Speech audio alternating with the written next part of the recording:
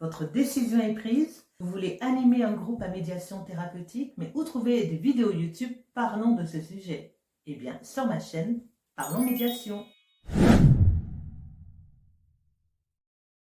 Je m'appelle Vinciane, je suis psychologue et je pratique les médiations thérapeutiques depuis plusieurs années. J'ai eu l'occasion de le faire pendant plusieurs années, à peu près une vingtaine d'années.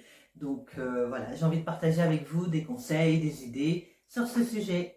Sur cette chaîne, je vous propose plusieurs formats, plusieurs contenus portant sur la psychologie, les auteurs en psychologie, les groupes, les médiations. Pour ne rien rater de tout ça, n'oubliez pas de vous abonner.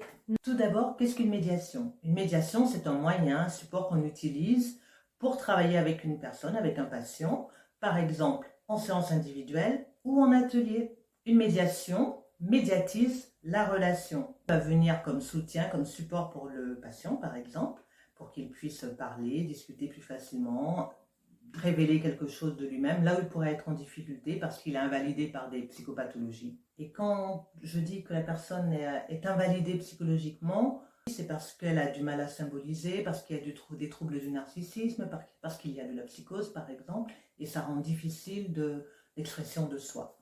Je tiens aussi à souligner que le groupe, être en groupe, est une médiation. Le fait que les personnes soient réunies ensemble pour travailler avec un support crée aussi de la médiation. Attention, une médiation n'est pas juste une animation pour le plaisir, voilà. On propose un cadre réfléchi en amont.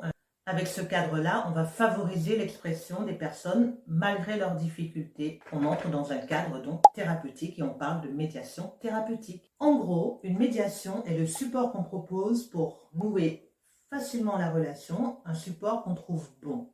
Suffisamment bon, dirait Winnicott. Elle peut être proposée en séance individuelle ou en séance groupale.